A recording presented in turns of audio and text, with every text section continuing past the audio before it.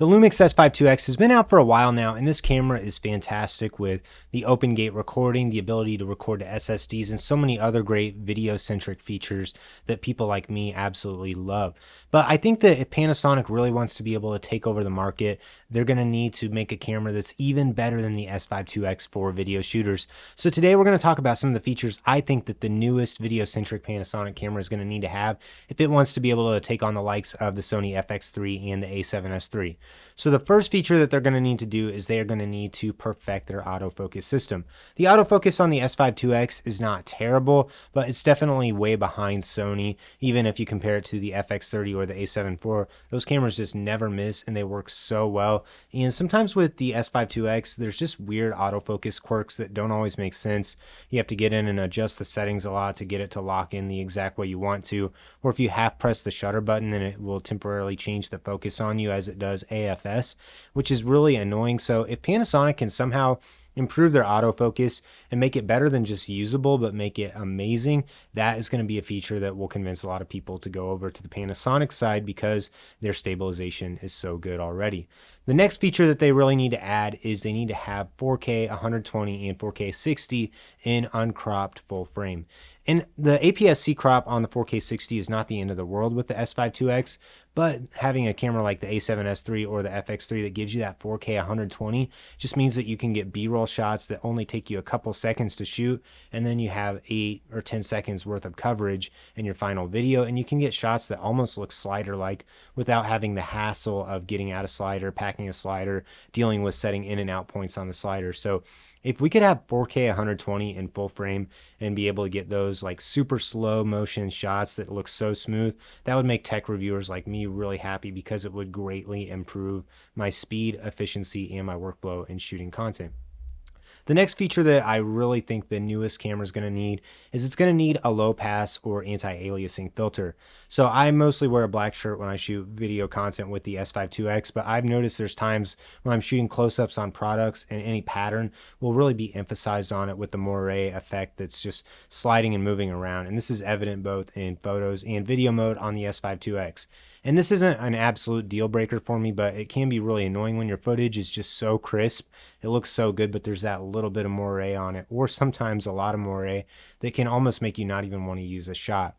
You can kind of get around this if you use a Pro Mist filter that'll smooth it out a little bit. You can also lower the sharpness in the camera of the S1 HII, but I still haven't found that able to actually fully eliminate the moire effect. So if they could have the filter on the newer video-centric camera that would prevent that, that would be fantastic and make it stand up against some other nicer cameras. The next feature I would love to see in the newest video-centric Panasonic camera would be full compatibility with the XLR2 interface. So I'm using the XLR1 interface on the S1 HII I'm shooting on right now. Love it. It sounds really good, has very clean preamps, and it does a great job at handling any mic I've thrown at it.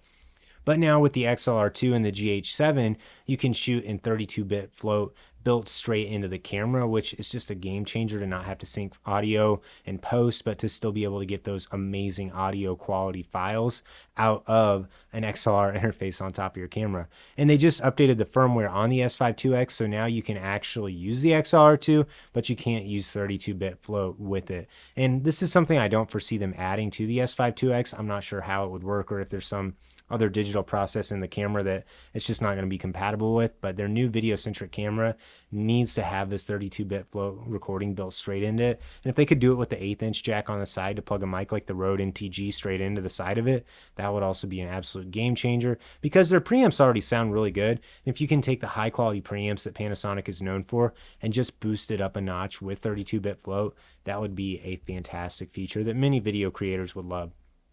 The next feature I'd love to see them add is 2 USB-C ports. So there's currently just one USB-C port on the camera, which you can record to an SSD, or you can also charge or power the camera with a USB-C plug on it. But there's times when you have to choose between what you're going to use the USB-C for. So if you use it with a gimbal and you want to do camera control, then you can no longer shoot with an SSD on the S1 HII.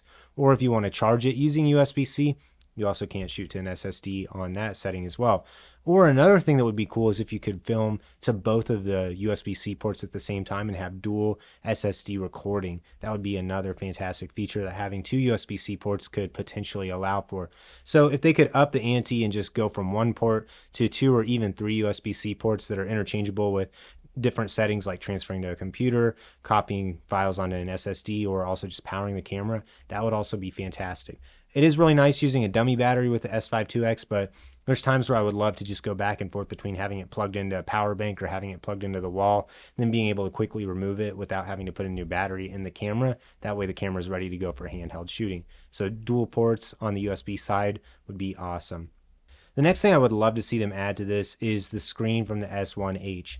So the biggest problem with the screen on the S5 IIX is if you use the USB-C port, and especially if you use the HDMI port, you can actually have the screen get in the way of the ports on the side. So with the S1H, it has the double articulating screen, so you can pull the screen out kind of like the old Sonys, and then you can fold it to the side as well. So there's just multiple points of articulation, which give you a lot of flexibility with how you move the screen around, and it keeps it from being in the way. So right now I'm recording to an SSD, and I'm actually not able to see the screen on my camera. So now I'm using a HDMI cord, and I've got it plugged into my computer on a capture card so I can actually see the footage that I'm shooting, because the USB-C cable just gets completely in the way of the audio meters on the screen of the S5 IIX. So if they had an articulating screen that worked a little bit better, or if they could move the ports slightly, then you wouldn't run into this issue as much. So those are some of the settings that I would love to see added to any new video-centric camera by Panasonic. Of course, we could also talk about 8K or even better 6K modes. I don't really think these are as necessary as having the 4K 120, upping the audio quality and upping the autofocus of the camera. The S5 IIX is a fantastic camera. I own two of them. I'm shooting on one right now, and I'm holding the other one here. And I still would really recommend it to many video shooters.